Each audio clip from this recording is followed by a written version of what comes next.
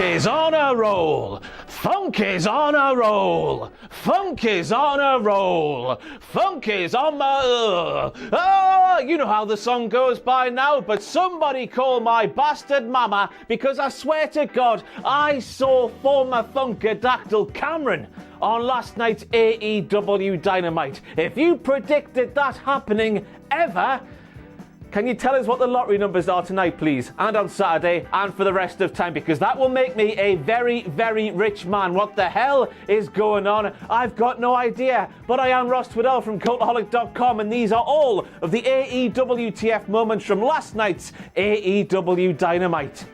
Cameron.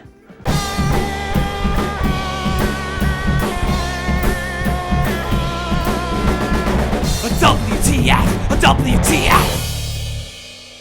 And at the start of last night's show, I saw this, and most weeks on AEW Dynamite, but not last night, of course, I see Excalibur wearing his mask with his mouth exposed, and that got me to thinking, a massive WTF moment. Why hasn't a masked professional wrestler come out with a pandemic-exclusive version of that there mask they wear on their head? Oh, it's because they look a little bit like Sin Cara, isn't it? Nobody wants to look like the original Sin Cara, do they? The nose, Joey, cover up the nose! Now I know he doesn't have to wear one since AEW are on top of the whole test and procedure for the whole COVID thing, and nobody around him is wearing a mask, of course, but I'm asking the question, Joey Janela, by wearing your mask like that, what message are you sending to the kids? Yes, I'm asking Joey Janela, of all professional wrestlers, to think about the kids while doing what he's doing on the television. Think about the kids, man, Joey, and also think about the really stupid people who think these masks are dehumanizing and restrict breathing and a load of bollocks like that also. Think about those twats too. And where's his microphone? We can't hear what Sammy Guevara is singing, and quite frankly, AEW, that is not right. Imagine watching Live Aid all the way back in 1985. You see the late great Freddie Mercury on the stage doing his hey-oh,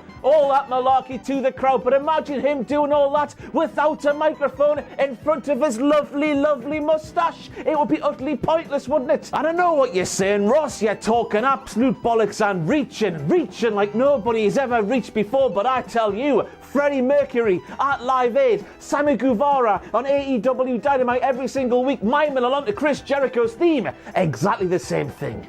And then Jim Ross went and called Marco Stunt a male chihuahua. I mean, that's it. That's the WTF moment there. I don't know what Jim Ross was going for here. And to that point, I don't know what Jim Ross was going on about all of last night's show. But it looks like Jim Ross just called Marco Stunt a small, yappy dog. Happy birthday, Marco Stunt. And then I'm going to make it a WTF moment, even though it's not really a WTF moment. The WTF moment here is Jim Ross moaning about an AEW referee not enforcing the rules during an AEW tag team match. As we all know by now, Jim Ross mentioning this has to be a WTF moment, because never, ever, ever do the referees in AEW during tag team matches enforce the rules. And I know what you're saying at home. Referee's discretion, Ross. Referee's discretion, my arse. And then we heard big dick Tony Schiavone swoop in there and stick up for referee Aubrey Edwards when he claimed that Aubrey doesn't really enforce the rules because she is trying to give the fans what they want. She's trying to let the wrestlers do the wrestling, have a big brawl, bells and whistles, everything but the kitchen sink. And while that might be true, you also see Aubrey Edwards during these matches when there is multiple people in the ring, when there should not be multiple people in the ring, going, come on lads, get out the ring, will you? Come on, get out. Come on, get out. So what big dick Tony Schiavone is saying there just can't be true, can it? She only seems to go radio rental shouting right in the face of the likes of MJF and Chris Jericho. Well, Le Champion gets in a little bit of the trouble here. Apparently AEW are going to be releasing an official rules book, and I tell you what, I can't wait. I can't wait to see what's in there. And I'm just making this such a big and contentious WTF moment because, as we all saw during last night's Dynamite, AEW hyped up the main event, and let me quote what it was. That was a Texas Tornado no DQ tag team match, and I'm arguing every single AEW tag team match is a Texas Tornado no DQ tag team match, because nobody enforces the rules. So as we all heard last night, Luchasaurus's massive spinning kick, let me recreate it right now. No! Whoa! It's called the spinning lizard. I've done myself an injury there. Oh. And upon hearing the name of this move, Taz replied, yeah, that happened on my honeymoon. But I digress. Ow, me shoulder. Was he talking about his winky? If he was, it would appear that FTW has a brand new meaning. Fornicate. That wife. I've really hurt my shoulder. Ow. Right. So when we see that shot there, we see Jim Ross saying, we've got our masks. We're playing by the rules here. And I was thinking, Jim, those masks, they go on your face. And you're sitting right next to your pals there, Jim. Where's the social distancing? And I know AEW are very strict with their testings and it's all under control. We've got nothing to worry about if we are concerned about the health and well-being of our favourite professional wrestling personalities. But I just have to make it a WTF moment. Jim Ross sitting there going, hey, we're abiding by the rules, when he clearly is not abiding by the rules. And my goodness, smack my arse and call me Gertrude Jake Hager to defect from the inner circle to Taz's bad lads. That was confirmed on last night's Dynamite, even though you probably missed it. I implore you to go back to the portion of the show where Taz himself was reacting to John Moxley's backstage promo, where you heard Taz say things like, Mox, you think you're everyone's hero? Huh? You think you're skateboard boy's hero? Huh? And I was just thinking, Taz has done the Hager, and that clearly means Hager is going to do Taz. Now, when Jim Ross claimed that Cody and Warhorse had never, ever done the wrestles before, I naturally had to go and check that statistic that came out of Jim Ross's mouth was true, and who knew it was? But I did a bit more digging, and it would appear that Cody and Warhorse have been involved in the same match before. They might not have done the wrestle together, but they were in the same match before. It was a 14-man battle royal, and it was won, and this is why it's in this WTF Moments video, it was won by Stokely Hathaway. It's got nothing to do with Dynamite, but that is a WTF moment, I don't care what you say. If you want to go and check it out, it's A1 Final Act 8, 26th of November 2017. That's a match that happened, and that's a winner that won that match. WTF. And then a wild Matt Cardona appeared, and look at the size of that ham hock. You look at Matt Cardona there, and the fact he's probably eaten Kurt Hawkins to get that big and swole. Did he eat Big Swole as well? I very much doubt it. And you think to yourself, Vince McMahon likes big sweaty men, unless, of course, the big sweaty man makes an internet series off his own back, gets over against the boss's wills, does something revolutionary, and yeah. Go on, Matt Cardona. And was I the only one asking what the hell was Big Dick Tony Schiavone gonna say? He was out there on the stage, he was going to say something presumably big and massive and earth-shattering about AEW All Out in September. It's coming up, of course, this September. And then out came Le Cat PP. Chris Jericho stinks a cat piss, apparently. And then the worst thing of all is the fact that Big Dick Tony Schiavone didn't then get to finish what he started to say before Chris Jericho, Le Cat PP, cut him off. Poor bastard. I wanted to know what he was going to say. And then after hearing that Chris Jericho wants to challenge Orange Cassidy to a massive debate on next week's AEW Dynamite, Jim Ross shouted in Tony Schiavone's direction, get out of there while you can, Tony. Who wrote that, for God's sake?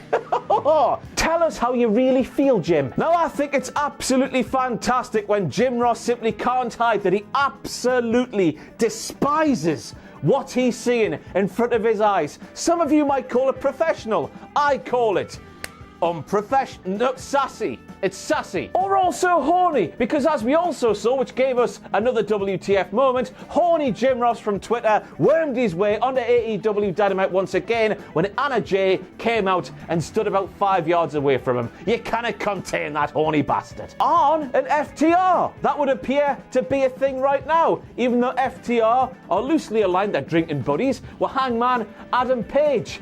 What does all this mean for Cody? Why wasn't this talked about on commentary? There's so many permutations to Arn Anderson turning up to that contract signing there, and it was just dusted off as if nothing really of note happened. when it did. What's going on here? Now, normally when Shida does the deal and then pins somebody by doing the deal, it's a WTF moment because normally everybody kicks out of the deal. Everybody kicks out of a Falcon Arrow. But last night, Diamante kicked out of a Shida Falcon Arrow, something somebody has never ever done as far as I can remember, which isn't too far back because I drank a lot when I was a teenager. So Diamante kicking out of the most devastating finisher in professional wrestling this side of Chris Jericho's Judas effect. That has given us a reverse WTF moment in some kind of weird way. And then the moment of the year so far here on WTF Moments happened as former Funker Dactyl Cameron rocked up on AEW Dynamite. Ariane is now Nyla Rose's tag team partner in that women's tag team tournament that's coming up very soon. And we all get it, of course, don't we? Ariane, Cameron, whatever the hell you want to call her, she's absolutely awful at professional wrestling. Unless, of course, she's got very good in her time away from professional wrestling. I thought she retired from the business completely, but what do I know? We all know that she thinks that Melina versus Alicia Fox is her favourite match from professional wrestling history. Something that made Stone Cold Steve Austin very, very angry back in the day. We also know that Ariane likes to try and pin people when they are face down on the mat. She doesn't know how the concept of a pin works. And I think all of this knowledge in our brains makes her sort of a fantastic pick to be Nyla Rose's tag team partner.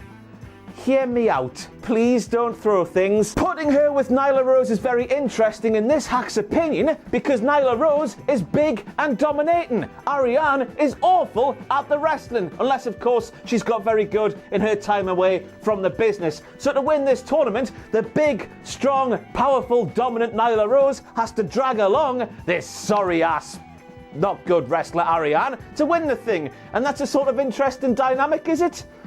Is it? It could be, if they do it well. But also, who the hell asked for Ariane to turn up to AEW Dynamite? Because I didn't. You didn't. Who did? Now, I've been guilty of this on the tier list videos here, right here on this illustrious YouTube channel, but lots of high school, middle-aged teacher energy on last night's AEW Dynamite as they left the cursor in some of the entrance videos that took over the entirety of the screen. I've learned in the comment section on the tier list videos where I have done the same thing that this is unforgivable.